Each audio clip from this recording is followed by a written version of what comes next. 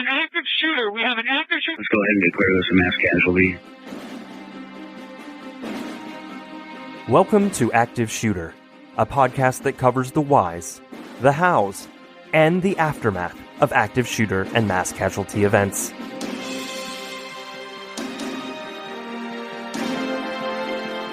They have an active shooter in the building. A second call says they are being attacked. I've been shot. 16910 means we got shots fired. 4:15 a.m. Route 291. Sounded like an automatic firearm.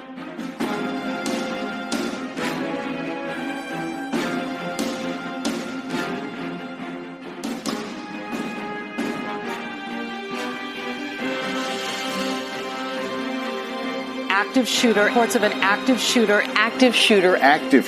mass casualty incidents. Thank you for listening. You are listening to Active Shooter, a podcast that may contain adult themes, explicit language, and graphic depictions of violence. Portions of this show may be traumatic for those under 18. Listener discretion is advised. Welcome back to part 2 of the Active Shooter podcast's coverage of the Uvalde school shooting. In this episode, we will cover the shooter's background as well as the aftermath of the shooting. There are many issues surrounding how this shooting was responded to, and there's quite a bit of ground to cover. So let's dive right in. Zach was born on May 16, 2004 in Fargo, North Dakota. His parents were together when Zach was born. However, they split shortly after his birth. The couple never married, and Zach's mom moved back to her hometown of Uvalde, Texas, to raise her son and older sister. Their father's presence in their lives was unpredictable, and they never had any regular contact. Mom worked at various restaurants in and around Uvalde and was very involved with the children's lives in the early years, but over time, the relationship with both kids became tense, and they more or less became estranged. She struggled with unspecified personal issues and drug use, which ultimately led to a minor criminal record, including a 2004 misdemeanor theft, which ended with a brief term of probation. In 2007, she was charged with domestic violence, but it was later dismissed. It seems Zach's mom may have allowed some unsavory characters into her children's lives. An ex-girlfriend later reported to the FBI that one of Zach's mom's former boyfriends sexually assaulted him when he was a child. He told his mother, but she didn't believe him. Zach's grandparents, particularly his maternal grandmother, supported him and eventually let him live with her off and on over the years. His grandma was a well-known figure in the Uvalde community due to her 27-year-long career working for the Uvalde School District. Yet, growing up, Zach struggled in and outside of school. He was reserved and shy, which was compounded by the fact that he was raised in a low-income household, often wearing the same clothing several days in a row. He lagged behind his peers academically, and a speech impediment caused Zach great anxiety about participating in conversations during class. By third grade, Zach had been identified as high risk due to consistently poor test scores. School records indicate that it was recommended that Zach receive speech therapy, but he never did. The reason why is unclear.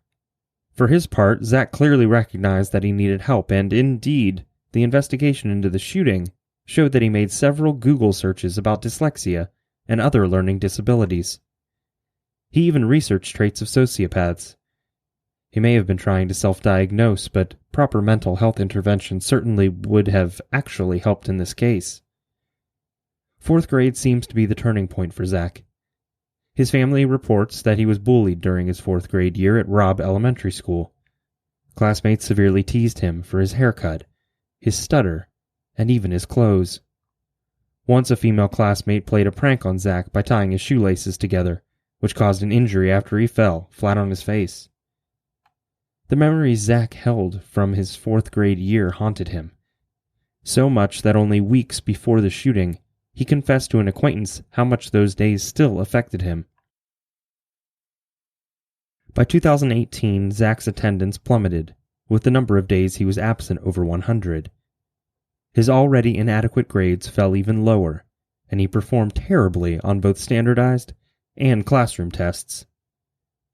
Though his truancy was a serious issue, Zach only had one misconduct notation, which was a hallway fight with a fellow student that was described as a, quote, mutual combatant encounter that resulted in a 3-day suspension for Zach.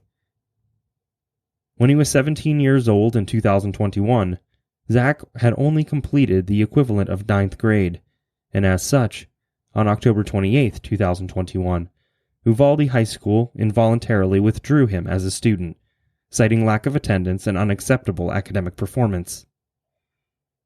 2021 wasn't his year. Zach's already teetering mental health was quickly taking a turn for the worse. He began to isolate and became even more reclusive. When his cell phone was later examined, notes show he was always working on ways to fit in, and more so, he was fixated on weight and working out, which caused an eating disorder. Further writings expressed his belief that he wasn't human. At least, he felt unable to show or even feel empathy towards others. Because his sister moved out right after graduation, it was mostly Zach, his mom, and sometimes his mom's boyfriend. One boyfriend, whether it was the one Zach accused of assaulting him is unknown, reported that Zach was an outsider who would get so angry when he argued with his mom that he would punch holes in the walls. He seemed to have no respect for anyone or anything. Zach had very few friends, and perhaps his only real friend lived about 80 miles away in San Antonio. Without a license, Zach had few opportunities to visit that friend, and it's not reported how much or often they communicated. While police investigated the shooting, Zach's family told investigators that a group of his former friends jumped him in early 2021. After the beating, Zach's interest in learning martial arts and boxing grew, and he was soon dedicated, bordering on obsessed, with learning to defend himself. He worked out constantly and even had a punching bag in his bedroom.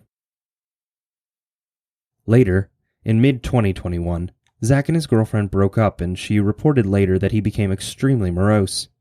This was, to Zach at least, one further blow to his already fragile ego, and he couldn't stand the idea of not being with her. He felt the world was already against him, and he endured so much taunting and teasing that he was seemingly pushed to the proverbial edge. Zach began stalking his ex-girlfriend, harassing her and her friends, wearing all black clothes and black combat boots, not his typical daily wear. He appeared disheveled, with a perpetual bedhead look, but it wasn't the fashionable look some pull off. Zach had an online presence and was active on YouTube, Snapchat, TikTok, and Instagram, and he played online video games such as Grand Theft Auto and Call of Duty, to name a couple. He generally carried a handle that referred to confrontation and revenge. His interests were dark, and he soon began watching pornography that depicted violent sex and gore, and he certainly had no issue with sharing the explicit and revolting material. Images he sought and shared included beheadings, disturbing accidents, and suicides. The traumatic content of those videos isn't something any normal person would easily process, and it's no doubt significantly damaging to a still developing mind to witness such horror. Repeatedly, Zach was becoming, or had become, fully desensitized to the darkest side of mankind, coming to even enjoy the content that would give most nightmares. Repeatedly, Zach was becoming, or had become, fully desensitized to the darkest side of mankind, coming to enjoy the content that would give most nightmares. He rarely controlled or even attempted to hold back his anger, sending macabre messages to others online. His behavior was reported constantly because Zach instantly lost his mind when he lost a video game, and would verbally abuse the player on the opposite end. His threats were extreme, especially to female gamers. He would terrorize them with morbid descriptions of violence, including rape. As the days and months of 2021 passed, Zach's online behavior intensified, and his controlling ways were frightening. He exploited anyone he managed to influence, which is downright terrifying. On the other hand, Zach was able to come across in most of his messages as much more mature than he truly was. His descriptions of many sexual acts came from dictionary searches into the meanings. Zach wasn't experienced enough to know how to describe the content he was watching. In 2021, Zach landed a job at Whataburger, but it didn't last long as he was fired for threatening a female coworker only about a month after he started. After that, he went to work for Wendy's but was terminated for exhibiting the same kind of behavior. Many of his former coworkers stated that Zach was a troubled individual that few deemed a, quote, not a good person. His grandfather owned an air conditioning business, so Zach was able to work for him sometimes to make the cash he felt was needed to carry out his murderous plan. Because he lived at home, either at his mother's or grandmother's house, Zach had very few expenses, and was able to save up any money he did earn. He collected every dollar, saving for what he described to others as, quote, something big, and telling people they would see him on the news one day. Perhaps taken on their face, individually, these red flags could be explained away. However, it appears that there were a number of opportunities for someone to speak up. It's our greatest hope that when people do speak up, they are heard. Zach's family said they believed he was saving up for a car or an apartment. They either didn't or couldn't bring themselves to believe that Zach was capable of such vile hatred. In late 2021, Zach began ordering his arsenal and required accessories, including shin guards, a red dot sight, and rifle slings. Anything you didn't have to be 18 years old to buy, Zach bought. When he was still only 17, Zach asked his sister and uncle to purchase him a firearm, but each refused. Friends and family members alike admitted later that they were aware Zach had been trying to gain possession of a number of different types of guns. None of this activity was ever reported before the shooting. None of Zach's disturbing online behavior was reported. How it was never reported is mind-boggling. Zach used the online screen name, quote, school shooter, on multiple platforms, and he even shared photos of himself posing in tactical gear, holding a BB gun that appeared to be a real weapon. Zach began to formulate his plans in earnest in early 2022 after a huge blowout argument with his mother. The fight was live-streamed on Instagram, which meant anyone could see it. Some family members saw the video and immediately called the police. Sheriff's deputies responded to the home, but ultimately, no one was arrested. Very shortly after this incident, Zach moved out of his mother's and in with his grandmother and grandfather, who lived a mere blocks away from Robb Elementary School. He didn't have a bedroom there, so he wound up sleeping on the floor in the living room. In February of 2022, Zach continued his buying spree, adding to his collection a holographic weapon sight, a Hellfire Gen 2 snap-on trigger system, and 60 30-round magazines. A month later, on March 23, 2022, a suspicious person was reportedly seen canvassing the property around Robb Elementary School. The suspicious person was never identified, but it's very unlikely an innocent coincidence.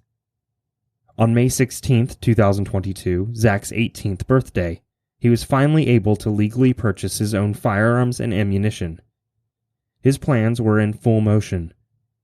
Zach bought 1,740 rounds of 5.56mm 75-grain boat-tail hollow-point ammunition that he ordered online to be delivered to his grandparents' front doorstep. The total price for this purchase was $1,761.50. In addition, he dropped another $2,054.88, including transfer fee and tax, for a Daniel Defense DDM-4 V7, which is an AR-15 style rifle. He again made the purchase online, but had it delivered to an Uvalde gun shop, where he went in person to pick it up. On May 17th, Zach bought a Smith & Wesson M&P 15 for $1,081.42, and had it shipped for pickup from the same gun store in Uvalde. The following day, he went back to the gun shop and paid for another 375 rounds of M193 ammunition, which is a 5.56 55-grain round encased in a full metal jacket.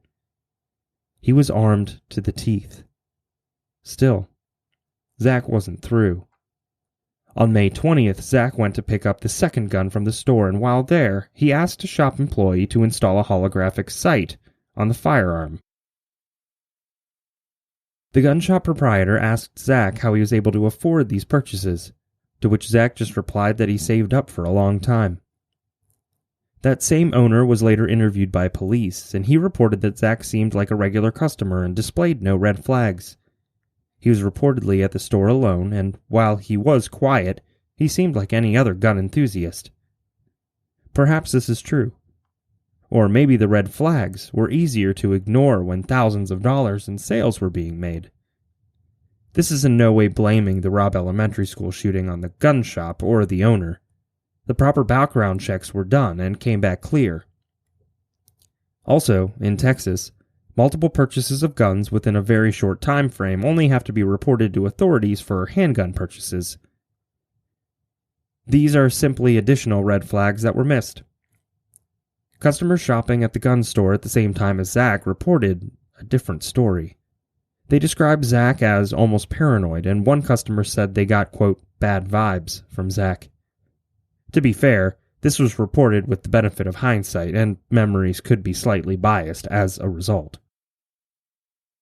In total, he spent an estimated $1,500 to $2,000 on firearms, ammo, sights, and accessories at the gun shop alone. Zach's uncle drove him to the gun store twice. He claims that he didn't know his nephew was buying the guns. The gun shop was connected to a popular restaurant, and Zach told his uncle that he was hungry and asked for a lift to pick up some food. When he returned to the car carrying a long rifle box and no food, his uncle realized he'd been duped. It's unknown how Zach got to the shop to pick up the May 18th purchase. On May 20th, Zach again asked his uncle for a ride, this time admitting his intent to go to the gun shop and buy ammunition. When Zach exited the store this time, once again carrying a box for a long rifle, his uncle assumed it was really ammo. He wasn't personally familiar with firearms and didn't know what to be on the lookout for. Still, there were many more red flag opportunities for someone to speak up, but no one did. It was the second gun that Zach used in the school shooting. To her credit, Zach's grandmother told him absolutely no guns in her home. So Zach just asked his uncle if he could store the gun at his house, and his uncle said yes. Zach snuck the gun out of his uncle's house and into Grandma's several nights before the shooting. He hid the second rifle outside Grandma's house, sneaking it inside the night before the shooting, which is known because Zach texted as much to an acquaintance. It must be repeated. This was another missed chance to do or say something. Despite his weaponry, Zach wasn't familiar with shooting guns. He had no experience with them at all, and the shooting is likely the first time he's actually fired a weapon. In fact, his uncle even recalled one time that Zach attempted to load a magazine into one of the rifles, but it fell on the floor due to his inexperience. Zach had researched shooting ranges nearby, but none allowed long guns, so Zach didn't bother. He didn't plan to use a handgun. There was no need to practice with one. In March of 2022, Zach received a message from another student. The message read, quote, "People at school talk shit about you and call you a school shooter." Maybe other kids caught wind of Zach's strange online behavior, or his barely veiled threats to actually shoot up a school. Maybe they just believed their teasing wouldn't have such an impact. Either way, it was so eerily prophetic. Or was it perhaps a self-fulfilling prophecy? Zach hardly restrained himself online after that message. He continually told classmates that something big was going to happen, and he was frequently sharing photos of rifles to strangers he met online. In late April, Zach made a new online friend. His new friend messaged Zach saying, quote, "I'm probably going to head out to Uvalde in the summer. We should link." To which Zach replied, quote, "Damn, why are you coming here? If it's before May 23rd, I'm down." The friend replied, quote, "To visit you and, quote, probably going to go in July or August. Zach simply replied, quote, "Damn, that's too late. I'm about to get 2 ARs. As we are painfully aware, the Robb Elementary School shooting was May 24th, 2022. Zach wasn't lying. As is the case with many active shooters, Zach was intent on gaining notoriety and seemed to genuinely believe his YouTube and TikTok channels were going to bring him fame and fortune. He was also active on a French streaming platform called Uvalde, which is where he shared his envy over someone who became famous after a Netflix documentary showed the man abusing kittens and eventually murdering another man. The content of this documentary is extremely upsetting, and yet Zach still aspired to raise to that level of infamy, no matter the cost. In late 2021, Zach uploaded a video of himself riding in the passenger side of a car with another person that he, quote, met on the internet. In the video, Zach is holding a plastic bag that carried a deceased cat. He can then be seen tossing the bag out of the window of the car, and then he spit on the bag as the driver laughed in the background. The video cuts to a different scene which showed Zach wearing a tactical plate carrier, which is the exact same vest he wore during the shooting, and he was dry firing a BB gun at passersby.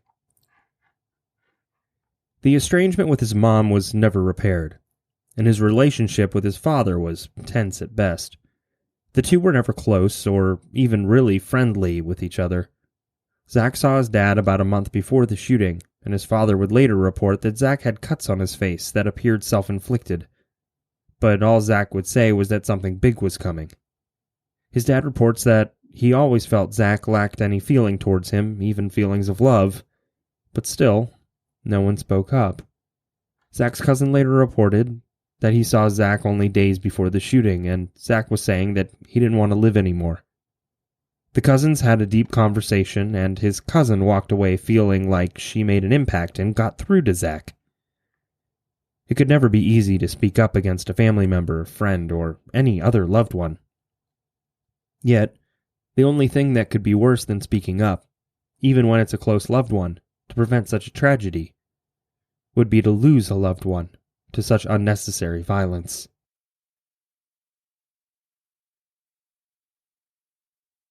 On June 3rd, 2022, the Uvalde School Board held a meeting where it was voted that Robb Elementary School building would be closed indefinitely and moved to a brand new campus. On June 21st, the mayor announced that the school would be demolished. The building held an iniquitous kind of trauma that no survivor or witness should have to endure, day after day, simply because of having to travel past the place of so much horror and loss. Unlike many shootings we've covered, where the response was so tremendous that it's certain countless lives were saved, the Robb Elementary School shooting was so poorly handled that the Texas House Investigative Committee conducted an investigation into the shooting. The committee report, which we'll have a link in the show notes, found the following, quote, systematic failures and egregiously poor decision-making by almost everyone involved. Chaos and confusion reigned, and there was no order whatsoever. Additionally, inferior Wi-Fi connection at the school delayed the lockdown alert through the Raptor app. According to the Raptor application website, quote, the app automatically sends your name, callback number, precise location within the school, and other details to dispatchers. Any delay in the notification system is putting precious lives at greater risk. Despite the overwhelming number of law enforcement that responded, there was no command post established, which only made the chaos more confusing. As mentioned in Part 1, 376 officers spanning 23 agencies, including local, state, and federal, 149 Border Patrol agents, and 91 Texas state troopers. These agencies were, quote, better trained and better equipped than school district police. One of the first responding officers, Pedro Pete Arredondo, the former school district police chief. The former chief had written the active shooter response plan and assigned himself as the incident commander in the event of an active shooter. when the initial 911 calls came through. Pete ran into the school without a radio that's used to communicate with dispatch and other law enforcement officers and agencies. He later told investigators that he was only, quote, responding as a police officer and didn't consider himself to be in charge of the scene. It seems to be directly conflicting with the active shooter plan that he authored. The fact that no one was acting as a scene commander made the pandemonium escalate to a complete frenzy of activity. Yet nothing productive was happening.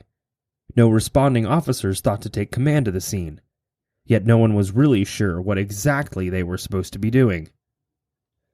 Another significant error in the response was that the former chief mistakenly classified the shooting as a barricaded suspect rather than an active shooter scenario, which causes an entirely different initial emergency response.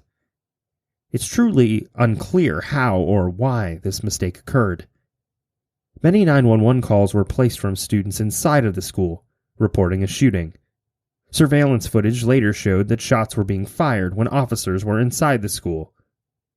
Pete told investigators that he saw empty rooms surrounding rooms 111 and 112, and he had a, quote, hope that those rooms were empty too. Whether intentional or not, this was a tragic failure. A few days after the shooting, Pete Arredondo was placed on administrative leave, and about 3 months following the shooting, the school board voted to terminate his employment. However, his attorneys argued that Pete's due process rights were violated, and they claim officials failed to share internal investigation results, or give him any type of formal complaint letter. Pete's lawyers claim he only wanted his job back with full back pay and benefits. That, however, has not happened as of this writing.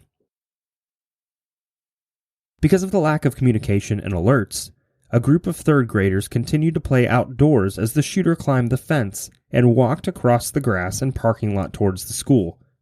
It's miraculous that they were left unharmed. Classroom number 111, the same room where 11 students were shot, had a broken lock on the classroom door. Teacher Arnolfo Reyes had requested on several occasions to have the lock repaired, yet his requests went unanswered. Mr. Reyes was shot and injured, but he survived. It's been stated, yet bears repeating, that there were so many red flags. The shooter told several people that he was saving up for, quote, something big, and he was hoarding money. Despite his lack of license, his family claims that they thought he was saving for a car or maybe an apartment. Before he turned 18, the shooter asked 2 separate family members to buy him guns. He began stockpiling supplies and planning his attack. The shooter made countless statements about school shootings and even told a family member he didn't want to live anymore. He repeatedly wrote online about something big happening and how he would be on the news. Plus, he shared photos of weapons to multiple people. Most alarmingly, he asked a cousin that attended Robb Elementary School about the lunch periods and school schedule. There were so many failures. Blame can be assigned to many individuals. But let's not forget who the true blame lies with. Let us take these lessons and do better. And be better. Because our future generations deserve it. We all have the unique ability to help prevent such a catastrophic event from happening if we keep our eyes and ears open and never hesitate to report when something or someone just doesn't seem right. It is our sincerest wish that there will be no more active or mass shooting stories to tell. We pray that love will prevail over hate. In the meantime, we urge our listeners to stay aware of your surroundings and keep in touch with your loved ones. If you see something, say something. You never know how many lives you'll be saving.